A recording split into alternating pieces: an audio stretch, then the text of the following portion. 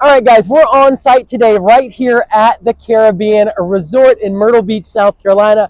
I've got with me Michael West. He is an agent of how many years? Oh, not as many as you'd think. About 6 or 7, actually. 6 or 7 years, and you're out of New York? I'm out of New York. I've been owning properties for almost 30, though. Well, oh, there you go, guys. So he is a seasoned investor, and you did manage over 2,000 properties at one point, right? Oh, no, I've managed over 2,000 properties right now. Yep. Well, yeah.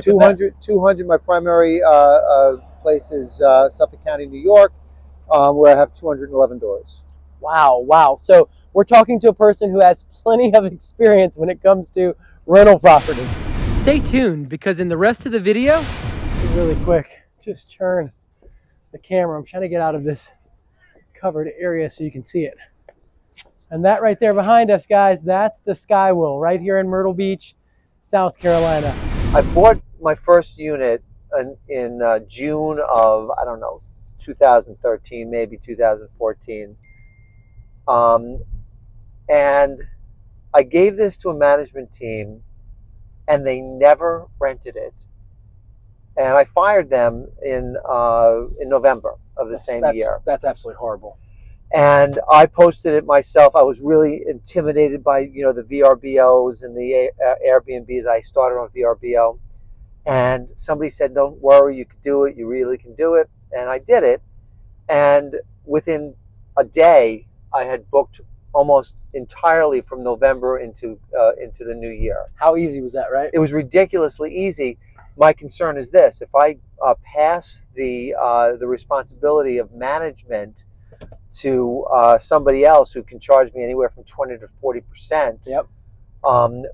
Especially somebody who has their own units, if I'm not mistaken, 15. 11 Oceanfront and a number of Ocean View, do I get the priority? Do I go down the list of priority further and further? 2 big bedroom, 2 queen-size beds, access to that balcony. You walk into the living room, everything needs to be redone, but access to that balcony and that little side balcony, and then you walk out on those balconies. Yes. And you go like this. Oh.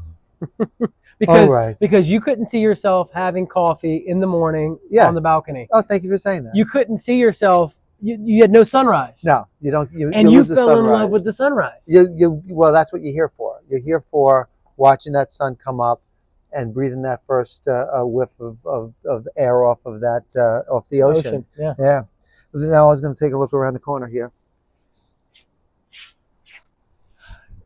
This is a better view. So from that high up. Yeah. I'm going to pan. I'm going to pan real quick, and I'm going to show them the view, guys. This is what we are looking at. All right, guys. So let's talk a cash scenario purchase right here at the Horizon at 77th Avenue North. Now, for our unit today, it's a 3-bedroom, 3-bathroom. It's $599,900. It did have a gross rental income in 2023 of $83,215. Now, using only the Airbnb platform fee and self-managing the unit yourself, not hiring a property manager, you only pay out $2,496.45 for your platform use or your property management fee per se. Now, if you subtract the $2,496.45 from the $83,215, you are left with a subtotal of $80,718.55. Now, your taxes for 2023 were $1,711.80. Now, guys, there are a wide range of reasons why the taxes could have been that low. It could be the homestead exemption. These people might be older. It could be a handful of factors. They could be in-state residents and not out-of-state investors, which would qualify them for a lower tax fee. That does seem a little bit low to me. However, there could be factors in place. Now, if you are an out-of-state investor, expect those taxes to be higher. Now, and by the way, that is $1,711.80 for the year, not the month. Some people from up north are always curious about why our taxes are so low. Well, guys, it's very, very affordable here in South Carolina, especially Myrtle Beach. Now, your cleaning services, we've got you estimated at $6,000. That is 30 cleanings at $200 per cleaning. You do have an excise tax of $631. Your excise tax is to have a business license in the state, in the city of Myrtle Beach, state of South Carolina, of course. Now, essentially how you compute that is it's a $145 base fee for the first $2,000 you make in gross rental income. After every $1,000 after that, you pay $6 for the excise tax. Now, the excise tax is to cover things like the local fire department and police department. It's for your participation and use in those things. So for our intents and purposes here at our $83,215 gross rental income, you are at a $631 excise tax. Now, there's also a local hospitality and accommodations tax. That's $2,496.45 for this unit. It is approximately 3% of the gross rental income. It's 1.5% that gets paid to the city of Myrtle Beach, another 1.5% that gets paid to Horry County. All that being said, there is a 10% South Carolina state tax that has to be paid. It is, if you use the Airbnb platform, paid by your guest, and you don't have to worry about coming out of pocket with that fee. It's a pass-through tax that's collected by Airbnb. Now, if you have more questions about those factors, get in contact with me. Send me a call. Give me a call. Send me a text message 843-360-1737. I'll be more than happy to explain those things to you and work through all those details. Now, HO6 insurance, I've got you estimated at $1,500. HO6 insurance covers the internal valuables in the unit. It's a policy that you call your insurance company and get issued based on how much you want to insure in your unit. That covers the internal part of your unit. Now, your HOA is going to have insurance that's going to cover the external part of the building. So two different insurances, one for the outside, one for the inside. And your HOA's insurance generally does cover the external part of the building, so you don't have to worry about that. It's included in your HOA dues for the most part. I would say probably 95, 96, 97% of the time it is included in your HOA dues, if not 100% of the time. In fact, I don't know, well, there's probably those rare occurrences out there where you can find it not included in your HOA dues. Now, moving right along, you have electricity. I've got you budgeted at $1,800 for the year because it is not included in your annual HOA dues. And then finally, you have your annualized HOA fees at $23,160. Now, those operating expenses bring you to a subtotal of $37,299.25. When you subtract the $37,299.25 from the $80,718.55 subtotal up top, you're left with a profitability of $43,419.30. And if your unit did only $95,000 for the year, maybe about $12,000 more than what it currently brought in, guys, we're talking about $55,204.30 in profit. When you purchase oceanfront condos with cash, you can rake in a significant amount of profit, especially when that principal and interest from financing is not included. That is a 7% cash on cash return for your money. It is better than your money market account. Now, you and I were just chatting. You mentioned that Caribbean, which was a shock to me, you weren't liking so much. You obviously stayed here. You flew in. We chose this place. And you've stayed here so far, and your initial gut was it's not that impressive.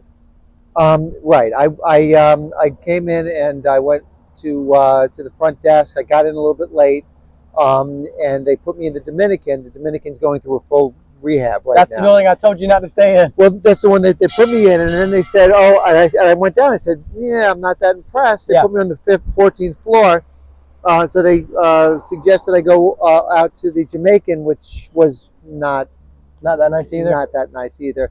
I did mention at the front desk that I was an investor looking for properties, and the young lady at 10 o'clock at night got the maintenance guy to take me up to one of the units in the, I don't know which building it is. That's the newest one.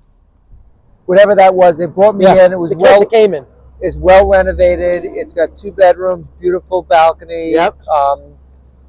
Still a couple of things that I wasn't impressed with, as impressed as I thought I'd be, but it was a lot nicer presentation. Yep. And then they put me back in the Dominican. That's tough, man. That's tough. Let's get in unit 812. All right, guys. As soon as we walk in, you come right into the kitchen. Of course, it effortlessly flows into the rest of the unit. There is a closet immediately to my left. That is the washer and dryer. Your HVAC system, as you can see. Notice the beautiful LVP flooring throughout. Stainless steel appliances. Granite countertops. Nice backsplash. Absolutely stunning. Now, immediately to our left, you're going to have the first restroom. This is a half bath, as you can see. Well decorated. Then you have your dining room tucked away right here in this corner. Absolutely stunning. Of course, you have a seating area, an extended seating area, and then the living room. Now, this way you're going to have 2 bedrooms to include a restroom. But I'm going to carry you first into the master. Guys, as you can see here, it is absolutely stunning. Flat screen TV, beautifully decorated. Let's get outside and check that balcony out real quick before we see the master bathroom. I don't want you to wait anymore. Look at this extended extra large balcony. Wow. And it does flow right into the living room, as you can see. Real quick, guys, let's just take a gander at this view. There's your lazy river. There's your pool. There's your other units. There's your ocean. And that's Myrtle Beach. Now let's get back inside the master real quick and take a look at the master bath. You do have a closet just behind this door.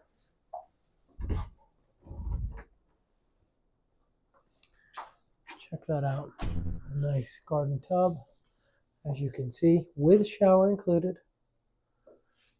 You do have a restroom to use, as well as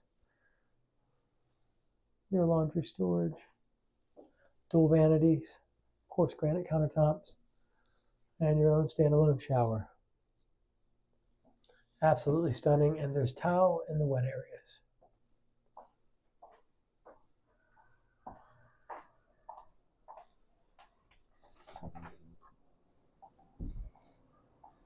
Now let's take a gander. There's an additional extended seating area right here in the living room for extra guests, which is phenomenal. I'd imagine you'd probably have plenty of guests visiting, family and friends coming for your vacation. I don't want you to miss this view. Look at these floor to ceiling windows. Absolutely stunning. Absolutely stunning.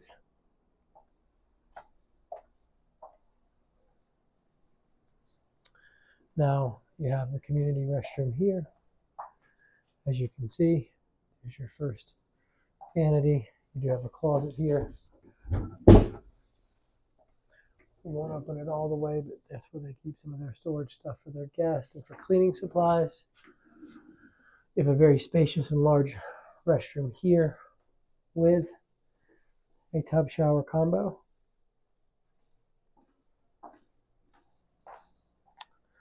You have a room for the children here. Those smaller twin beds, decorated very, very well. Flat screen TV and closet, as you can see. And of course, another guest room here. Absolutely ideal with the stunning colors for Airbnb. Another closet there. And guys, that pretty much wraps up this absolutely stunning ocean view condo. Okay, so kind of give us a little bit of, your experience. You called me, I think it was a Friday night, it was last Friday. You called me, you were working with an agent, and I believe that she was helping you to invest at Coral Beach. Is that Yeah, right? no. Everything was at Coral Beach. She was, she had only one thing in mind. Coral Beach is where everybody goes. It's whatever. She didn't have the answers that I was looking for as an investor. What were you looking for? Well, am I going to restate what Go for we it. Yeah, discussed? go for Okay. it. Yeah. So I've done Airbnbs before. I've done them in the Poconos. I had a whole set of them in a community called Arrowhead Lake. I self-managed. It was a lot of work. Selling off the last property was a blessing. And I'm not looking for a high level of labor myself. I'm going to do it. I'll manage it remotely. I might ask you for sure. somebody's name. Gosha Cook, right? Gosha was the gal. And good morning. I'm looking for a low price point. I want to dip my toe in. Yep. I'm not looking for a grand slam. I'm looking for a little bit of income. I'm looking for a place to bring my family for various once or twice a year. Send my employees as a bonus. That's cool. Send my friends because they're my friends. That's right. And do a little bit more than break even. I have that additional I'm loaning myself money mindset where if I'm making 7% on the property, I also need to recoup my quote unquote payback on the loan that I give myself. Exactly. So I'm looking for probably in the area of 17%, 15, 17, 20%, which sounds to me in every scenario a really tough number to achieve. Well, at the price point that you're at, yes. Now, and okay, so that depends. That's a little bit loaded. For example, there was a one bedroom here at Caribbean that brought in $72,000 last year. They made $38,000 in profit. A one bedroom here is $250,000. You can definitely make over 20% cash on cash if you get those kinds of numbers. Now, they did a stellar remodel on that unit. And they also did additional marketing on Instagram, which to me tells me that the owner's social circle worked out well for them to market that unit. And so I would say that you probably need a really good, strong network if you're going to plan to make that kind of money. They were self-managed. Yes. Okay. So you definitely need a really strong network if you're going to plan to bring in that type of gross rental income and profit on a unit. It's totally doable. They did it here last year. Compass Cove, another place that we're heading. There, I've seen 3 different one bedrooms. One brought in $53,000. One brought in $52,000, and one brought in 3 $50,000. bedrooms. One bedrooms. One bedroom. Sorry. Yeah. Okay. Yep. And three different one bedrooms. All those you're going to make over 20% cash on cash. So you just got to know where to look. All right, so let's talk through a financing scenario purchase right here at the Horizon at 77th Avenue North. Now, guys, I've got you in here at $599,900 for the purchase price with a 15% down payment of $89,985. Yes, I have a lender. His name is Jason King, and he does have a 15% down program. Call me. It's 843-360-1737. I doubt you're going to find it anywhere else. Seriously. Most lenders are going to quote you 25% down. Jason does 15% down, and you don't even have to worry about private mortgage insurance. Give me a call. Now, moving right along, your 2023 gross rental income was $83,215.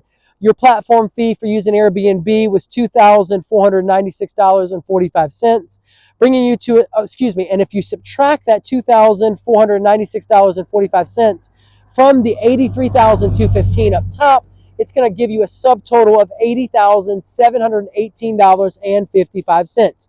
Now, your principal and interest for purchasing this property and using the bank's money is $45,060. That's considered at a 7.9% interest rate over 30 years.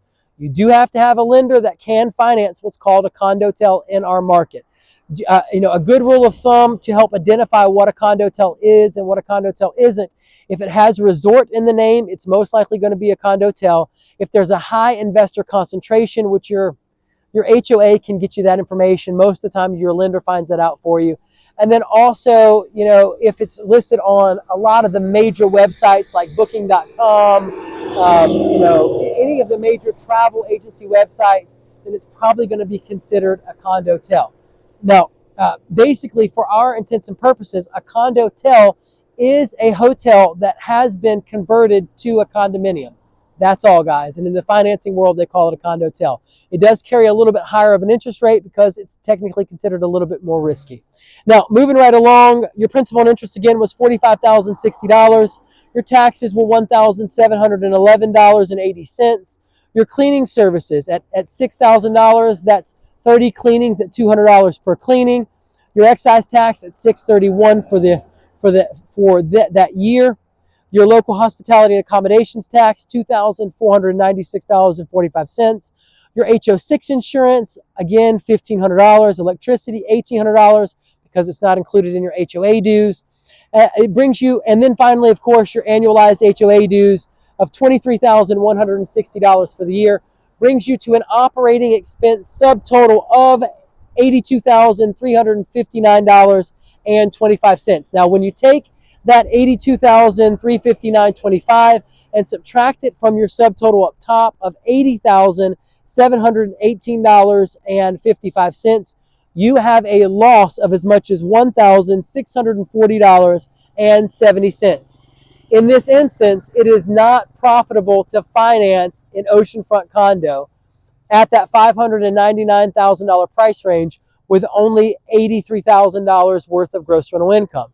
Now, should you get your unit to perform only $12,000 better at $95,000 worth of gross rental income, then you could have easily brought in a projected profitability of $10,144.30. It does not always pay to use the bank's money. However, in this instance, knowing that this unit brought in $83,000 already, I would say, it would be advantageous to build a healthy and robust book of repeat business year over year for this unit and get this unit cranking out an easy $120,000, $130,000 a year. I think it's easy for you to do with this unit. You can build a book of business and get repeat clients, increasing your occupancy rate year after year after year by delivering a superior experience.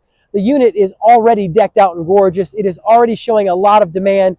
With just a little bit of TLC and a little bit of work, you can definitely build a profitable book of business out of this unit here. Now, can we ever guarantee profits? No. But we can look at the historical data and we can look at how the overall market's done in other resorts. I know of other 3-bedroom, 2-bathroom units that bring in $140,000 a year in gross rental income. I know of a 4-bedroom, 3-bathroom that brings in $180,000 at the Ocean Reef. And the property that brought in $140,000, that was a 3-bedroom, 2-bathroom, that's at the Caribbean. There's another unit over there that brings in $100,000 in gross rental income. So it's not that these units can't make the money. These units need, like every business does, a serious, proactive CEO to step in, take the reins, and drive profitability up by delivering a superior product to the competition. Going back to your experience with that agent, so you were looking for somebody to be able to give you answers. You were looking for, she doesn't seem to be investor friendly. Well, yeah, she seems like she might be a little green. Gotcha. And then Coral Beach, you mentioned you were on YouTube, and I got a video on there called. I Googled because I was uncomfortable with the answers that she was providing. I Googled Myrtle Beach investor. Yeah. And you were the first one that came up. Come on, I'll take it. Yeah, you will. And here we are. Yeah, and here we are. So that fast, guys, on a Friday night, I got a phone call at 7 o'clock or thereabouts. We started chatting. He told me what he's looking for. And on Tuesday, we're right here. You're out of New York in Myrtle Beach, South Carolina, and we are looking at the Compass Cove, Caribbean, and Monterey Bay Suite. So, guys, it's very simple. It's very, very easy. I help investors, just like you, get the answers that they're looking for in our market. Don't talk to the wrong real estate agent. They are definitely out there, and I'm sure you've seen this. Anybody can get a license, but not everybody is going to give you the information that you need, is going to be honest and truthful with you about it. I don't think it's honest and truthful. I think it's a matter of her experience. Yeah. I don't think she has the experience. Yeah. Or the focus. She might be looking for people to buy the units to manage. I don't know.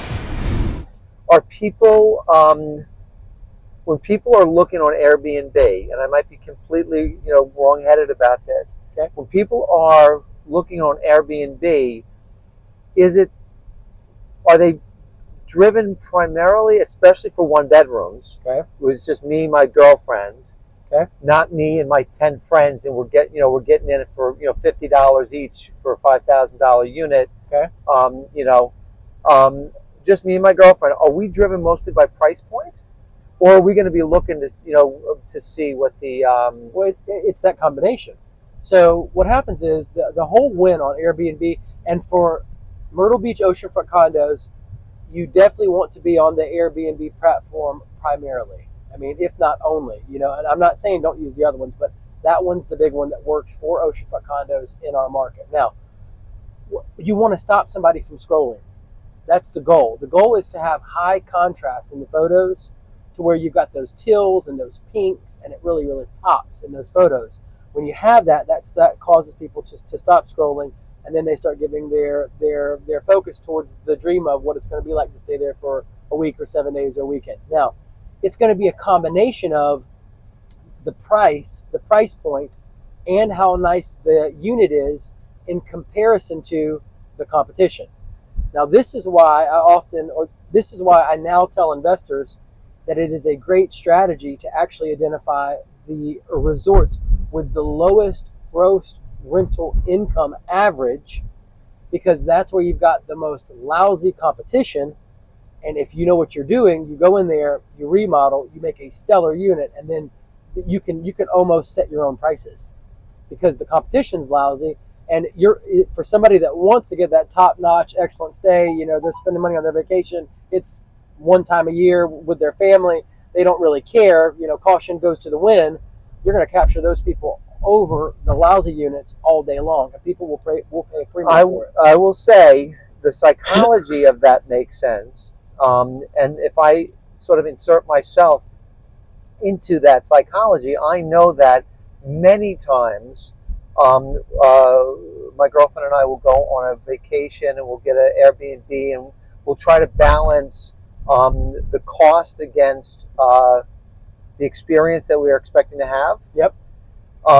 Frequently, we'll pick the one that is better appointed and still be disappointed.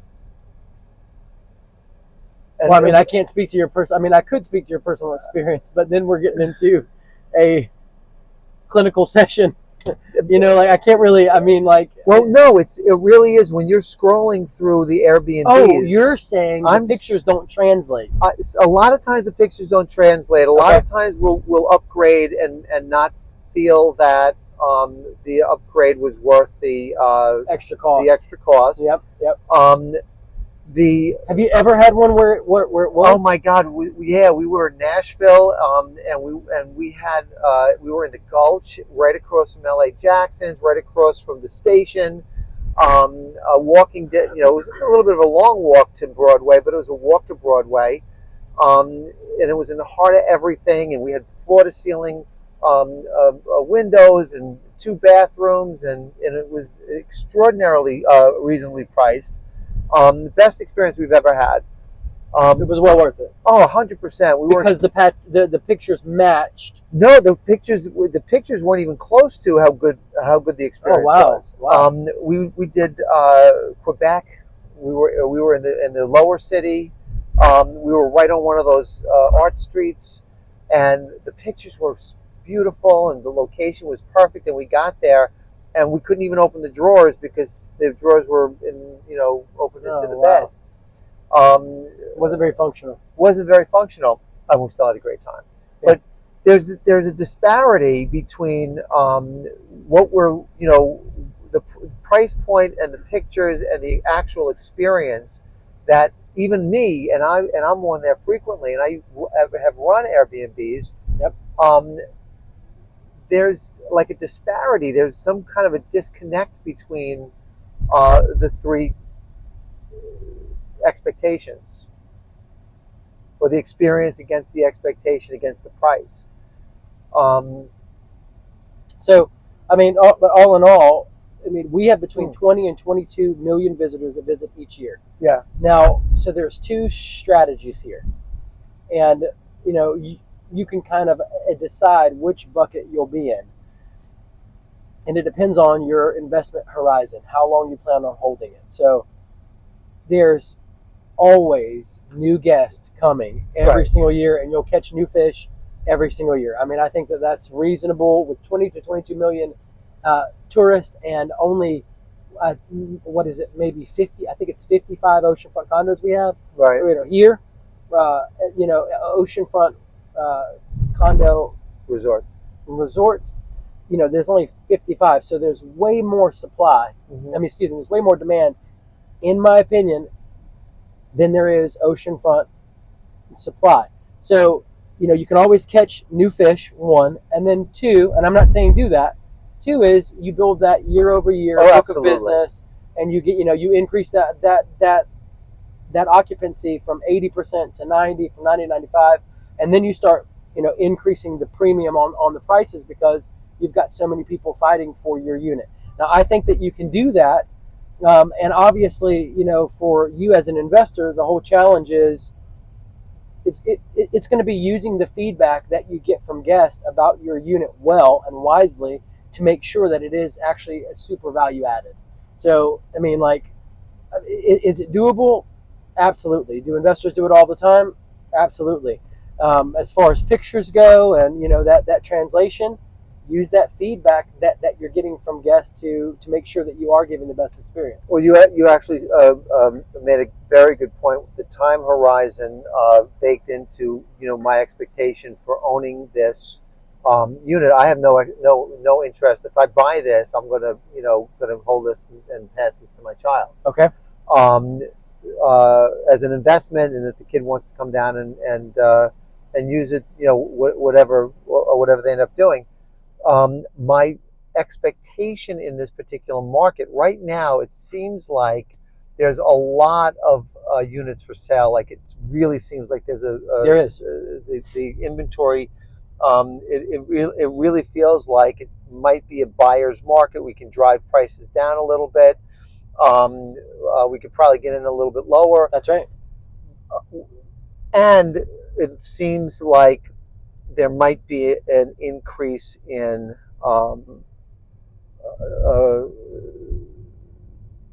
rental prices. I'm usually wrong about that, though. Usually I get in at the wrong time, and I'm sorry to hear that. That's why you hire a savvy agent to tell you what the deal is. Well, one would hope so. We're still going to Compass Cove? Yes. Wow. Okay. Yep. It's down here. It should be right up here on the left. One of the concerns when I started buying the units in the Poconos, I hired somebody to manage them for me. Okay. I bought my first unit in June of, I don't know, 2013, maybe 2014. And I gave this to a management team, and they never rented it. And I fired them in November of the same year. That's absolutely horrible. And I posted it myself. I was really intimidated by, you know, the VRBOs and the Airbnbs. I started on VRBO, and somebody said, "Don't worry, you can do it. You really can do it." And I did it. And within a day, I had booked almost entirely from November into the new year. How easy was that, right? It was ridiculously easy. My concern is this: if I pass the responsibility of management to somebody else who can charge me anywhere from 20 to 40%, yep. Especially somebody who has their own units. If I'm not mistaken, 15. 11 oceanfront and a number of ocean view. Do I get the priority? Do I go down the list of priority further and further? Well, you're asking what feels like an age-old question, but it's not age-old. It's age-old for me. Is it, you know, no one's going to manage your property better than you. I mean, at the end of the day, nobody's going to work that business like you. And I think that no one can get around that. You know, yes, are there competent, integral property managers out there like Gosha Cook, absolutely. Who will do a stellar job, absolutely. Another one that's with the on-site companies here is her name is Mickey McGreevy, and she is, from what I can tell, very, very solid. And the point is that yes, there are competent, property managers out there. There is a certain question of, a conflict of interest when they own their own units. Yes. And that's a very, all you can do is test the waters. Okay. But my personal advice, self-manage it, hands down. You're going to keep all that money in your pocket. You can leverage technology. It's super easy to do. And you know this. I mean, you're literally just going to set up automated text messages, automated emails, all that stuff. Yes, you will get calls and things like that, of course.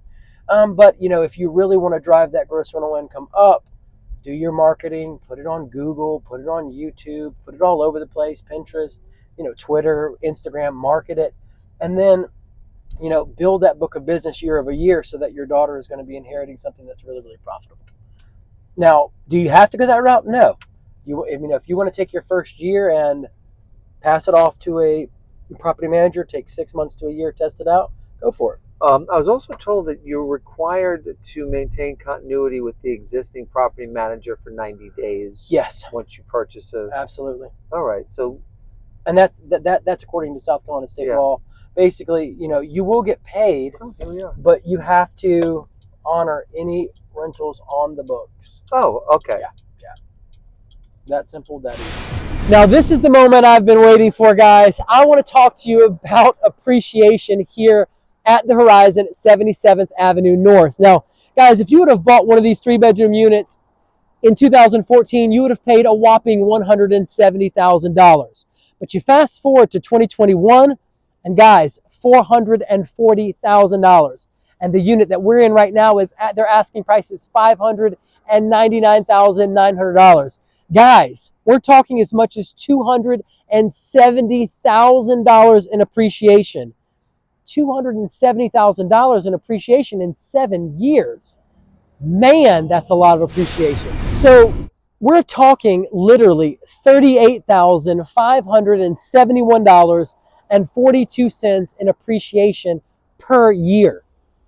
Now, these nicer, more elegant, more expensive units, in my opinion, they do tend to appreciate better than your cheaper units. They just do. I see it time and time again all the time, guys. So a property like this might be an excellent strategy for somebody that's a high income earner that wants to write off an excessive amount on their taxes, maybe through a cost segregation study. You're writing off $30,000 or $40,000 in a year, and you really need to get that depreciation in combination with being able to make $10,000 in profit. It's not a lot of money, yes, but it is annual income.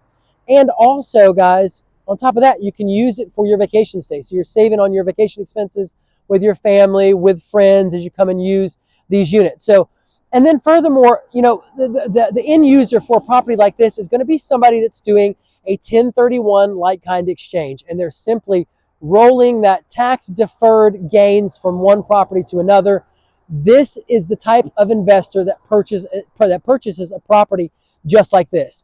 They're making the money in the appreciation, and they're rolling those gains from transaction to transaction, from property to property, increasing how much that they have in the 1031 that they're doing. If you have questions about that, give me a call. It's 843-360-1737. I'd love to answer your questions. All right, Mike, so we were chatting just now, and you brought up an excellent question. I wanted to stop and answer it.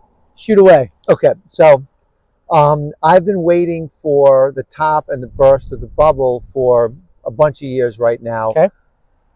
Every time I turn around, I think we're at the top, and I think the bubble can't take another breath, and it just keeps breathing. It just keeps going. Yeah. So explain that to me. Yeah. So why are oceanfront condos in Myrtle Beach, South Carolina, in particular, not going to experience a bubble, or not experiencing that bubble popping?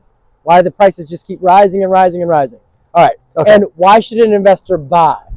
Why would you buy at the top when you should wait till, when hypothetically or conventional wisdom says wait until the bubble drops to the bottom, it explodes, everything drops in price, and then buy? Okay, I get it. Now, with oceanfront condos, and I've seen this, guys, I run numbers constantly.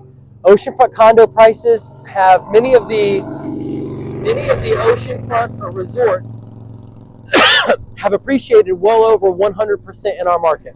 I will see oceanfront condos, they're $100 and something thousand dollars more, $300,000 more than they were just 10 years earlier.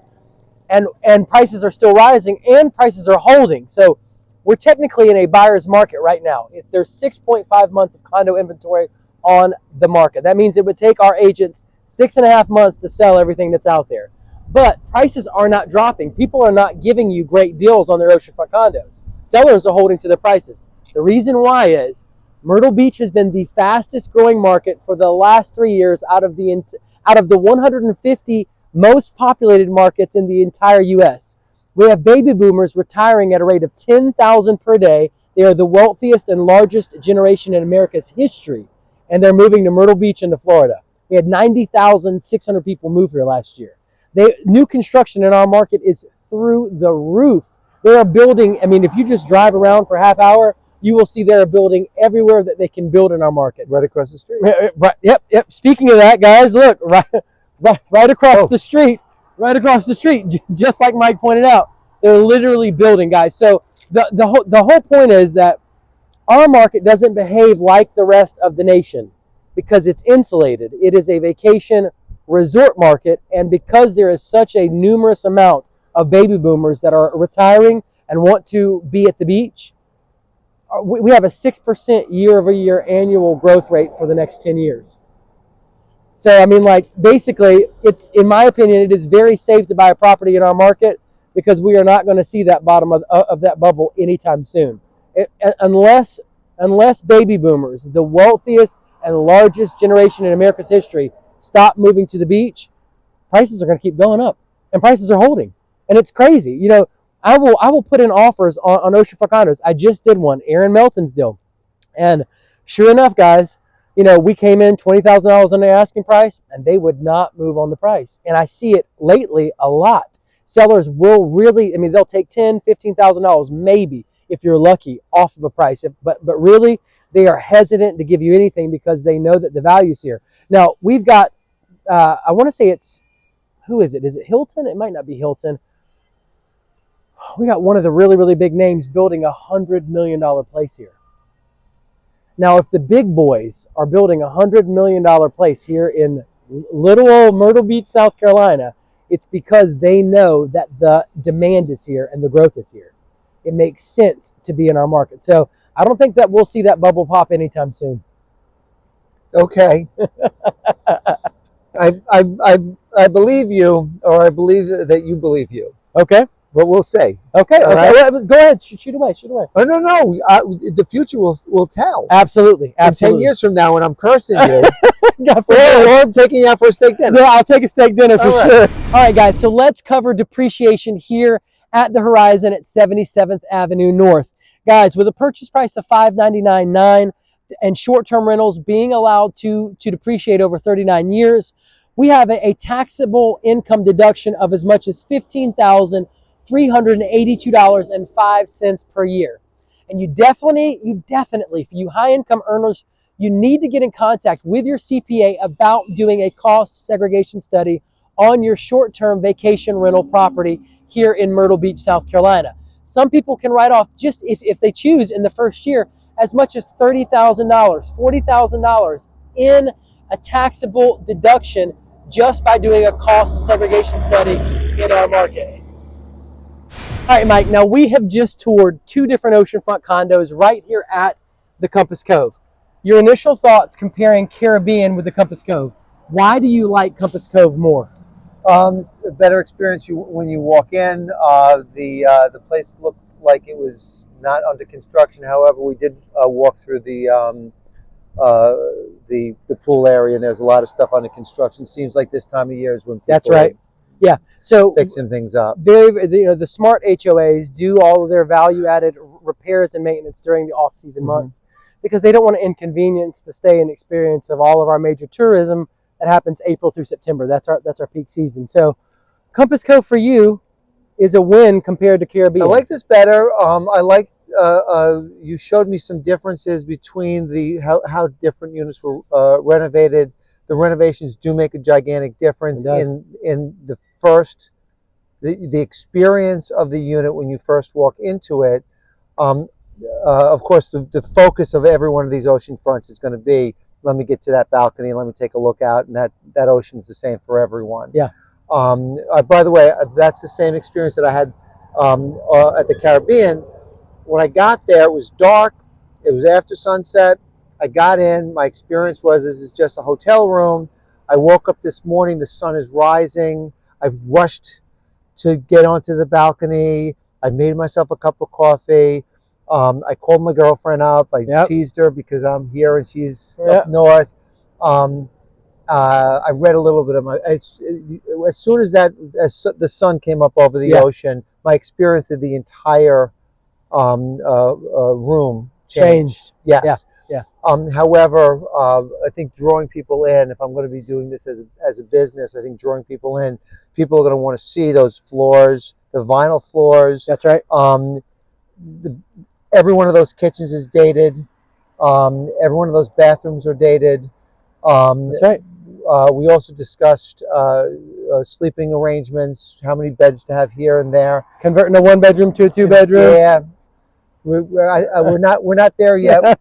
We don't see eye to eye, but we will. Yeah. Yep. Not bad, right? So Caribbean, all in all, is a win. Excuse me. Compass Cove is a little bit better. And the end result is it's a half a dozen, 1/6 of the other. It all boils down to the revenue that you can generate. Yep. It seems to me like it's going to all depend on price point and entry point and price point of the units when they go up on the Airbnb. Excellent, excellent. We're off to Caribbean, guys. Then we're going to head to Monterey Bay. We're going to go check out Michael tomorrow's unit. Check out that stellar remodel. Now, Michael, you've invested in other vacation markets. Why did you choose Myrtle Beach as opposed to other markets you'd already been investing in? I just stumbled on somebody on Facebook who was selling a unit, and I had no idea. I wasn't looking into investing. I wasn't looking into anything. And he had a property at the Sea Mist, which I think we passed on the way here. Yep. And we're just now about to come up to Landmark next, and then after that, Sea Mist. All right. So the Sea Mist, and he was selling his unit for, I think it was an efficiency for $80,000, and I thought to myself, geez, for $80,000, I could buy a dozen of these things. Yep. And the Sea Mist does have some really, really cheap oceanfront condos. Yeah. Yeah, I mean, for $95,000, $96,000, you can buy an oceanfront all day long. Now, is it in the nicest place in town? No. Well, I found out after doing some research that it wasn't necessarily the place that people recommended. So, but you know, can you go in there and make $10,000, $12,000, $14,000 gross rental income? Absolutely. I know a guy in there. He made $28,000 on his unit. I had a client in there. She made $33,000 in gross rental income on her unit at the Sea Mist. Is the place run down? Yes. Are they doing things to change and improve it? Yes. Is there ongoing litigation going on? They're suing and all. Yeah. HOA fees are really low. Really, really low. Yep, 500, I think 590 maybe, something like that. Something like that. Yeah. And but are they going to be jacked? So. Yep. So that's what brought me in. Was I saw something and I just was, oh, that's interesting, and I pursued it a little bit, and then I let go of the idea, but it stayed in my craw. And then I went online and I decided to ask more questions. And this young lady who we were speaking about just kept pursuing me. Here's our Sea Mist. Yep, we're about to. Yep. I kept asking questions, and the questions, and then I saw your video. Okay. And everything pointed to it's a relatively low entry point. Yeah, it is. It's the cheapest in the market. It might be the cheapest in the entire U.S. And it's everybody that I spoke to who's been down here loves it, and I decided I'd give it a shot. No harm, no foul. Yeah, too easy. So basically, the whole thing. So the investment side of things was so attractive for you. You're like, it doesn't make sense not to do this. Well, it doesn't make sense not to investigate it, and I've got to I've got to buy somewhere at some point anyway, so I might as well start looking in a market that that seems to have a little bit of teeth. Come on, I like that, a little bit of teeth. Now, have you been, have you been looking at any trends? Like, how long have you actually been investing in this, going through it? Have you watched any trends like I over the past don't, year, yeah. 6 months, anything like that? No, I just rely on, like, I listen to your advice. Yep. I talk to people who are investors. I own a franchised property management company, and I talk to the people, the other owners of other franchisees, about their ideas, and everybody seems to think that Florida is the big market. Price point's a little higher, and Yep, and it looks like the same return here. that's exactly what I was just about to say. So there's another investor in our market. Her name is Rufia. I'm hoping to have her on the show this month. She owns 27 oceanfront condos here. Well, she lives in Florida. Okay. And the difference in the two, when asked, she said, I'm told that basically they make the same gross rental income, but it's cheaper to buy here. Yeah. Why wouldn't you spend $100,000 less here if you can get the same GRI, gross rental income? So to validate your point, I think that you're thinking very, very correctly about it. Yeah, I mean, from what I understand, with insurance increases and things like that going on, you definitely want to be in a market where you can still make a profit. Yeah, how is that the insurance affecting? I heard that insurance rates are really getting jacked. Yeah, but it hasn't hit us hard. Why? Like that. But and why? Because if I'm having an insurance policy, I know the HOA is paying the property insurance. Are the HOA rates going up? Somebody said to me, no, you're paying that directly. I'm not paying property insurance. I'm paying contents and liability. You're paying HO6. But, HO6. And some of the HOAs already take care of HO6 insurance. You get that when you pay your monthly dues. Yeah. So HO6 covers that stud-to-stud interior, and then the HOA generally has insurance that covers the exterior part of the building. So if a hurricane comes through or there's damages, they'll take care of it. And if there's anything that happens to the internal, it's covered through the HO6. So both ways, you're pretty much taken care of. So how is that affecting the price of? There's only one place that I've heard of in our market. I think it's Edgewater over in North Myrtle Beach and Barefoot. It is not an oceanfront place that had an extremely exuberant insurance increase. $490 or something. Yeah. Per unit. Per unit per Wow. month. It's a huge increase. It's huge. Yeah, and but places around here, Oceanfront Condos, they've had like an $82 increase a month. Like Compass Cove, I think, had an $82 increase a month. So, that's manageable. If your unit is bringing in $12,000 profit at the end of the year, $82 extra a month is not going to break the bank. You follow me? Uh-huh. Yeah. So it's not been anything like what I've heard has happened in Florida. Now, do I actually know what's happened? No. But I have heard that there have been some crazy insurance increases, and I've heard that I heard from an investor that your oceanfront condos are not profitable there. Now, again, it's probably speculative. Obviously, self-managing an oceanfront condo and knocking it out of the park, it's like any business. You have two CEOs. They're in the same industry at the same time. They're facing the same set of circumstances. One makes that business soar. The other business tanks. The other CEO tanks that business, and they both blame it. They blame their success, or one gives credit to his success for, still was super heavy, and then the other guy goes, oh, you know what, still was super heavy and it was expensive. That's why we did horrible. Well, the other guy says still was super heavy and expensive, and that's what caused us to really rise to the occasion and crush it. Right. And they're both in that still industry, but they're faced with the same circumstances, and they're having two totally different responses. And that's what I see in oceanfront condos. I see that you've got one owner that really is not engaged, really not doing it well, really doesn't care, passes it off to a property manager, and then gets upset when they don't make a ton of money. or they halfway manage it. They're doing it in their spare time. They're not really focused on it. But then you got another guy who comes along, and you get in what you put out. He crushes it. He's doing marketing on Instagram. He's making daily Facebook posts. He's shot videos and reels like Matt Freeze. Matt Freeze on one of his reels had like 11,000 views or something of his oceanfront condo. He's doing little walkthroughs, views like this on his oceanfront condo. He's making little reels and stuff. It's catching people's attention.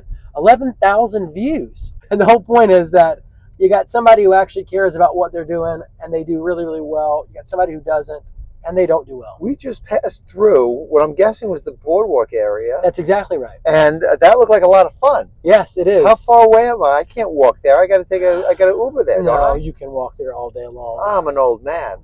You can use the walk. Are you kidding me? I can. No, I need. You need the walk. I need a nap halfway, and certainly coming back, I can walk there, but I have to stumble back. Let's see how far we are from. Let's see how far Caribbean is.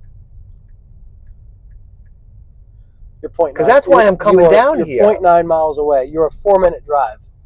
And at this rate, it's probably also this is a 4-minute drive. This is a 4-minute walk. This is 25 miles an hour. Yeah.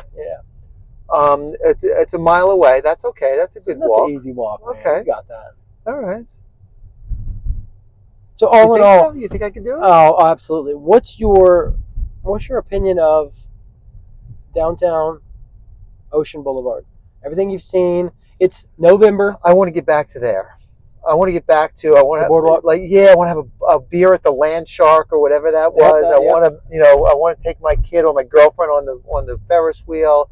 I want to go there and spend a day or 2 days, see what it has to offer. That would be super cool.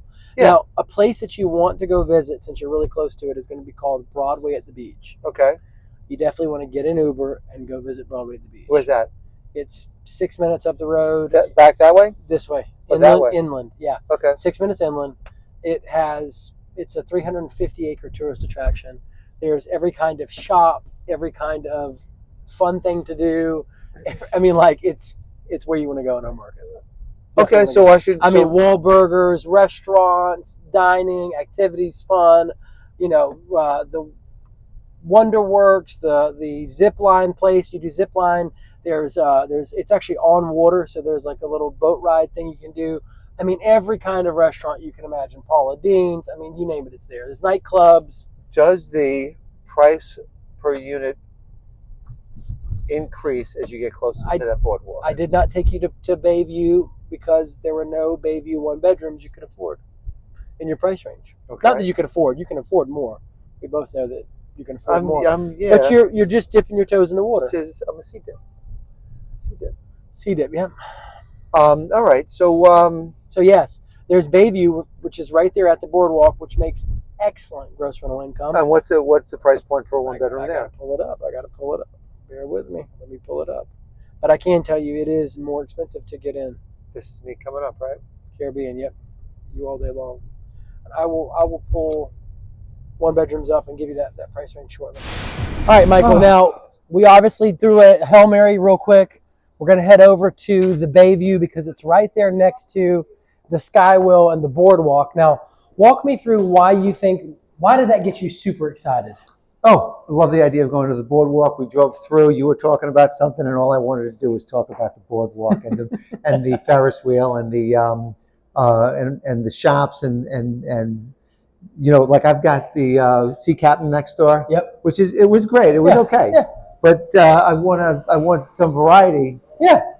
Oops. Hello. Excuse us. How are you? And I don't blame you on that.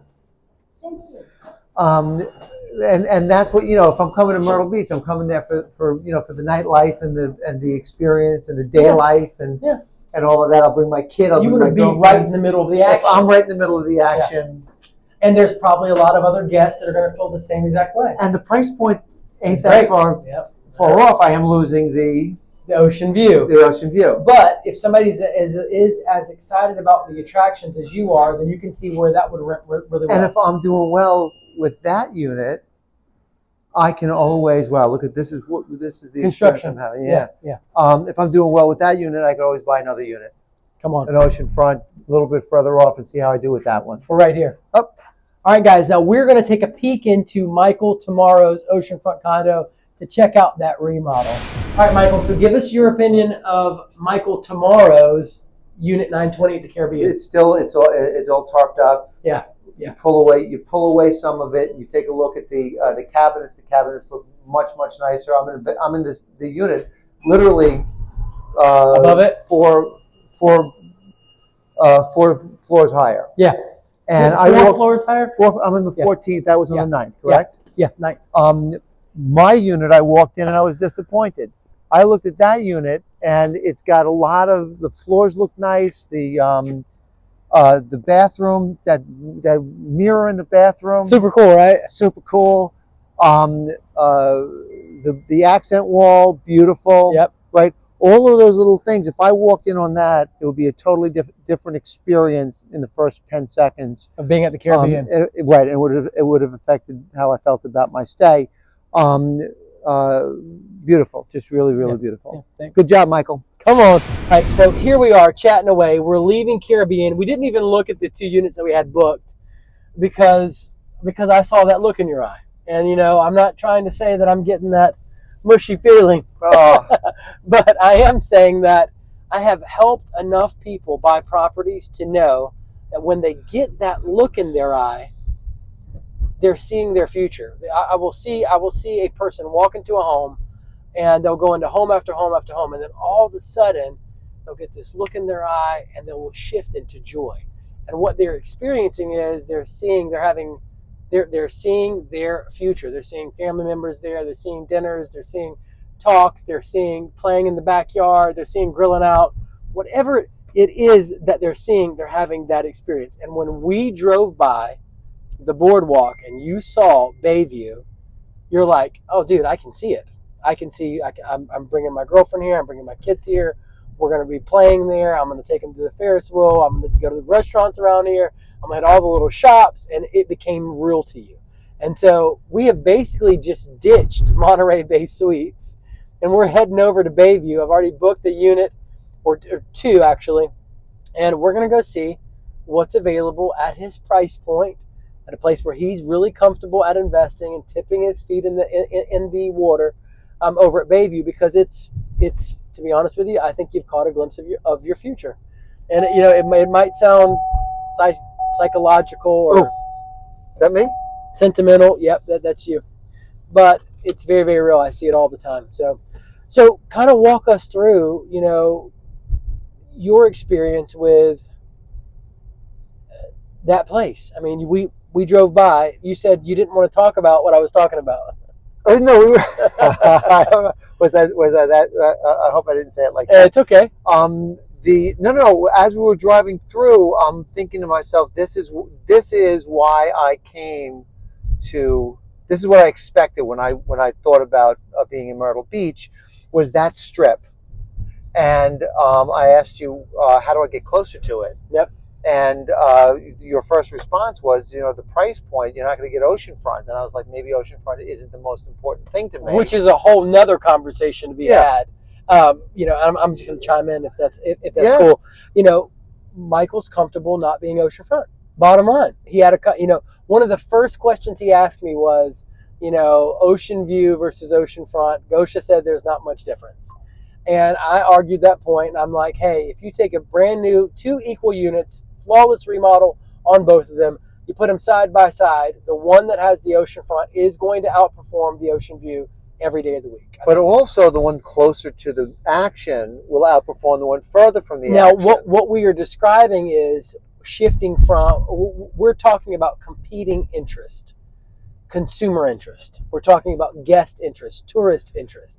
Yes, there is going to be an end user that sees things from your point of view, Michael, and goes, I could care less about the ocean view. I want to be at the nightlife and all the clubs and the entertainment and the giant Ferris wheel up here and everything else. I'm not going to be in that room. I can go to the beach if I want to see the beach.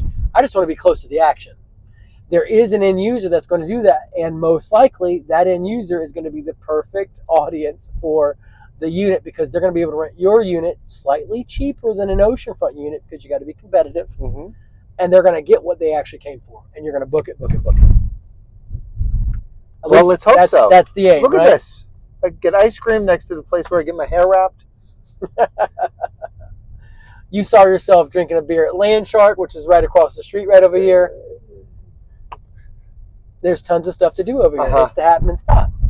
Yes, this is the boardwalk. This is where the action is. Yep. This is, I think, where I want to be. Yep. And that's, again, a solid agent recognizing those small and subtle shifts, those clues, picks up on them and uses that, turns it into actionable advice. Yeah, we're also looking at a unit that might be a little bit more updated as well, right? Yep. They looked reasonably well updated, yep. even though they weren't oceanfront.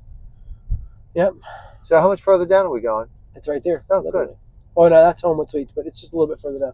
But as you can see here, those volleyball courts. I know you can see yourself out there like Maverick off Top Gun. Oh yeah, playing some volleyball, right? That's me, baby. So as you can see, guys, we are right outside of Bayview. We are walking up on the boardwalk, as you can see. See, Mike? And what's going to happen is it's actually decorated already for Christmas. The Bayview is very nice, right to our left. And as you follow this path, you're on the boardwalk. Oh, that ain't bad. Not bad, right? No. That's all right. So it's obviously close enough to walk beachfront from Bayview because it's set up that way. Yeah. Right? All right. All right. This is our building right here? It's right there. It's actually right there. Okay. It's both of these two. All right, Mike. So we've just gone into the first unit over at Bayview. Okay. Kind of walk me through those balcony experiences. You liked walking into the unit. Walked in. It was nice. It's a little catty corner thing. It's fine with me. Yep. Everything needs to be redone there. Bathroom is a little larger. You have a little dining area when you walk in. Kitchen, nice little galley kitchen. Yep. A little bit of room. You got two big bedroom, 2 queen-size beds, access to that balcony. You walk into the living room, everything needs to be redone, but access to that balcony and that little side balcony, and then you walk out on those balconies. Yes. And you go like this. Oh. Because you couldn't see yourself having coffee in the morning on the balcony. Oh, thank you for saying that. You couldn't see yourself. You had no sunrise. No, you don't. You fell in love with the sunrise. Well, that's what you're here for. You're here for watching that sun come up and breathing that first whiff of air off of that off the ocean. Yeah. Yeah. Now I was going to take a look around the corner here. This is a better view. So from that high up. Yeah. I'm going to pan real quick, and I'm going to show them the view, guys. This is what we are looking at. Mike, if you want to stand this way, okay, they can kind of see. You got the shuffleboard behind us. Shuffleboard. One of the floors. There's actually a fitness center under the shuffleboard. That's a fitness center deck. Oh, okay. Yeah, super cool. So that's kind of what we're looking at. But take it away. All right. Well, on a lower floor, you're looking at the street. You're looking at the action that's going from up there. You're just looking at wasteland, at empty lots, at the mugging that's going on over. God forbid. Heaven forbid. So this is a little bit more of a like I could sit here and watch the world happening. Yeah. This is doable, and the spaciousness of the balcony has got to add to it a little bit, right? Yeah, I can put all my friends here, all 3 of them. There you go. 4 of them. Will you be my friend? You got a friend right here in Myrtle Beach, Mike. If I move from a 1-bedroom that's facing the street at $150,000 to a unit, same size, same identical layout, facing the ocean, what does that add? $100,000 to the ocean, to the price? The ocean fronts at Bayview are like $369,000. So you had $200,000. So it goes to show you the income earning potential and the value of an ocean front versus a non-ocean front. Right. Well, the same units are, again, a different experience. People come to the beach for the beach. Now, yes, there probably are going to be some users. I think that there definitely are users to rent that street view unit. There are going to be people who want a good deal because they're not getting oceanfront, and they're not going to be spending a bunch of time at the beach. They're here for the attractions. Mm-hmm. It's real all day long. There's an end user for every type of oceanfront condo. It's just a matter of you catering your marketing story to that person. Right. Knowing who your niche is and going after it. Are you doubling your per night by doubling your investment? I believe it's a safe assumption, yes. Really? Yes. Interesting. You're going to make a whole lot more gross rental income oceanfront. There's 3-bedroom, 2 bathrooms there at Bayview. Uh-huh. Pulling in, on average, the average gross rental income on a 3-bedroom, 2 bathroom is $99,000. $29,000 profit after it's all said and done. So you can see where properties like this. Yep. Hey, you'd be shocked. Those little properties make money. Jason, a friend and a lender on the show, 15% down program. Let me know if you're interested. He bought a $169,000 oceanfront condo that does not have a great ocean view. You actually can't even see the ocean from his first floor unit. He still made $11,000 profit in 10 months. $169,000. A little small place, just like that. This one is new build? Or is built, it yeah. To be honest with you, I haven't checked into it, so I don't know offhand. But it looks like brand new construction.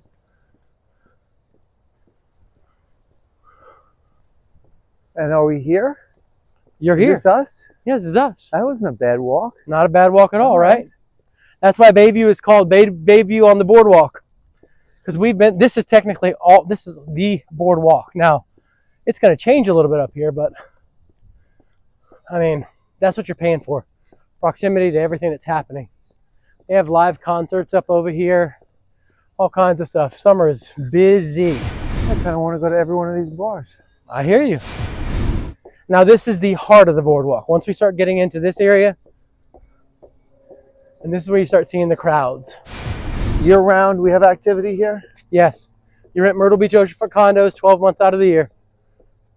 A lot of times people want to escape the harsh weather where they are. Yes. And you can get a cheap, who wouldn't go to the beach for a cheap... I'm staying like 3 nights for $450. You can't be, I'll take a $500 vacation. Thanks, appreciate it. Guys, I'm going to stop for just a second and kind of show you the view. Take a look behind us. Look at all that. That's what everybody's into.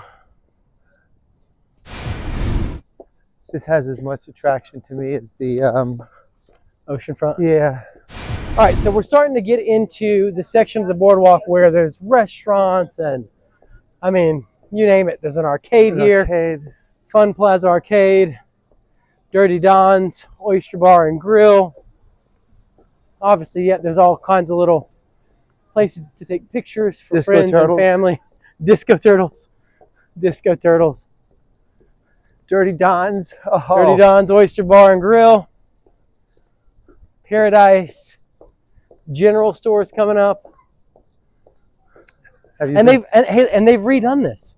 This is nice, right? Yeah, it's beautiful. How's the New York style pizza? I've not had it. Yeah, I can't imagine. And the pier is just straight up ahead, you can see there. So look how close you are to everything. And at nighttime, this place is jumping. Boardwalk Arc. This is like, have you ever been to Lake George? No, tell me about it though. This is Lake George. Bar after bar after bar after arcade after souvenir stores. Yeah.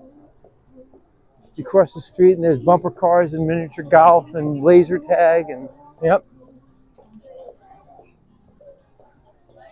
All right. Is the Skywheel? The Skywheel the end of the? Yeah, for the most part. There's a restaurant at the Skywheel called the Land Shark, which is super cool. Yeah, when we passed that by, I was like, I want to go there. Yeah, you want to get a beer, guys. As you can see, cool little tourism spots to take photos. Oh, look at that, guys! What he's talking about is the gigantic skywall that you're about to catch a glimpse of. Be really quick. Just turn the camera. I'm trying to get out of this covered area so you can see it. And that right there behind us, guys, that's the skywall right here in Myrtle Beach, South Carolina. Hey guys, now we're on the other side of the boardwalk right here in Myrtle Beach, South Carolina. As you can see behind me over here, there's Ocean Boulevard. And we're gonna head over to Monterey Bay Suites, a resort. We're gonna take that one last stop and check out some oceanfront condos over that way. I could see coming down here and enjoying it for years, 2 or 3 times a year, but also like just enjoying that for one day, but reaching out into, you know, the different directions and finding things like, I definitely want to go golfing. For sure, 90 golf courses here, guys. 90 golf courses. It's Top Golf right up the road. There got to be restaurants when you go. There's tons of them. Tons of them that you want to visit. There's. I mean, along the boardwalk, there's so many. And then north, so the road up is North Kings Highway, and it's loaded with businesses and restaurants. I mean, it's packed. Right. Anything east of North Kings Highway is where you want to be if you're oceanfront. Like if you're a tourist here. All right, Mike. Now we're on site right here at the Monterey Bay Resort and Suites. Kind of walk me through your logic on the way over here. You're talking about buying a street view unit at Bayview as opposed to an oceanfront unit. Kind of walk me through your logic there. Well, the things we're balancing are ocean view, 1 bedroom versus 2 bedroom. Yep. The thing that attracted me to Bayview was its proximity to the boardwalk and to the action. That's downtown. Yeah. Downtown action. Yeah.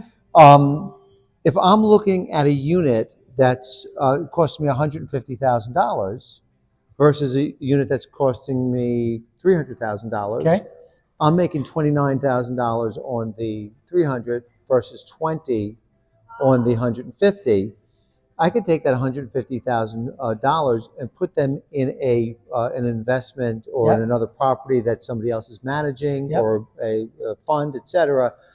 Yield the same amount of revenue, probably stick it in a self-directed IRA or something like that, so yep. I'm tax advantaged, and I would choose the street view over the.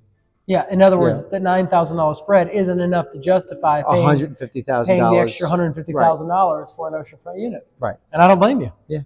All right, now let's check out Monterey Bay. Let's do it. I told you when we started that I'm just not looking to kill it. I'm looking to dip a toe. Yeah. If I'm dipping a toe in something that I know is going to generate, and it generates, and I'm comfortable with it, I'm getting an opportunity to enjoy it. There's an opportunity for me to buy more. Absolutely. Now, we were just chatting about unique value propositions. The in-corner units at these oceanfront resorts, penthouse, are going to have those wraparound balconies. And when they do, that gives you a notch above the competition because those units are in demand. All right. So now that we've looked at a decent, I would like to know what these things go for. That's a motel. Yeah, but there's places like that. Yeah, but I mean, I ran that search in smaller. I mean, I didn't see anything of interest, but I mean, I can definitely send it to you. Yeah, let's look at that. But really, I'm settling into the lesser price. Definitely need a reno. Bayview, walking to the boardwalk, $1.50, comfortable number. I'd like to see the numbers that it generates. For sure. If the numbers are in the 10% range, okay. So if I'm able to generate somewhere around 15 to 20,000 on annual net, I'd like to make an offer on it. How much was that one? 150? Which one? The lower at Bayview. Yeah. The nicer one that you liked with the larger balcony was 160. 160. Okay. So it's going to require the renovation. You're saying it's 25,000 if it's a nickel to do it right. Yep.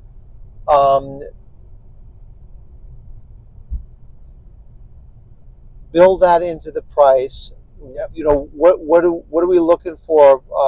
What would you start at? What offer would you make? Well, I mean, I would pull comps and see what the last one sold in the building.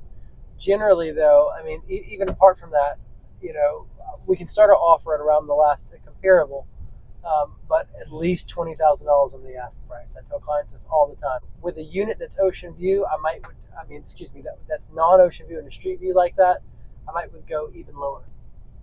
10, 15. No, I'm gonna say $30,000. Oh, okay. So $30,000 under the ask price. Okay. You know, that particular unit's been on the market already 65 days. It just depends. You know, sometimes you pull and you find a seller that's, you know, got a lot of traction. They're super motivated to sell. Are we moving into what part of the market? Are we walking into a time when properties stay longer, or when do people buy? Properties are staying longer on the market. People generally buy I'm talking more. about fall, spring, winter. Yeah, people generally buy more during the summertime. Okay. However, you know, of course, we have 20 to 22 million people visiting. So you can imagine a lot of people get vacation craze and they're like, oh, I want to buy an oceanfront condo. This is great. You know, so sales are definitely up during those, you know, April through September months. I would say particularly in the summer months. But, you know, and outside of that, though, you know, the off-season months is when you should be able to find a deal. However, the challenge to that is during the off-season months, when there's less units on the market, because everybody has put their units on the market during the busy season, the so-called busy season, there's less competition, so people don't have to drop their prices much. And you're saying that there's 6 months out on inventory. Yes. And in spite of that, which is it is a wonder to behold, sellers are still holding out on their prices, because the logic that a seller has is, well, listen, if you don't buy it at the price I want you to buy it at, then I'm just going to hold it and remodel it and make money, and I'm going to keep making money because it's making money. So why wouldn't I just do it? Yep. You know, they're basically going to employ, they're investors too. They're going to employ that same strategy that you're thinking, which is I'm going to remodel this unit and make a lot more money on Airbnb.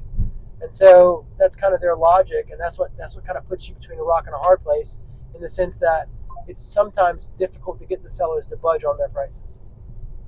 Is there a better time to buy? I would say you're probably going to, you know, find a better deal during the summertime because there's more competition.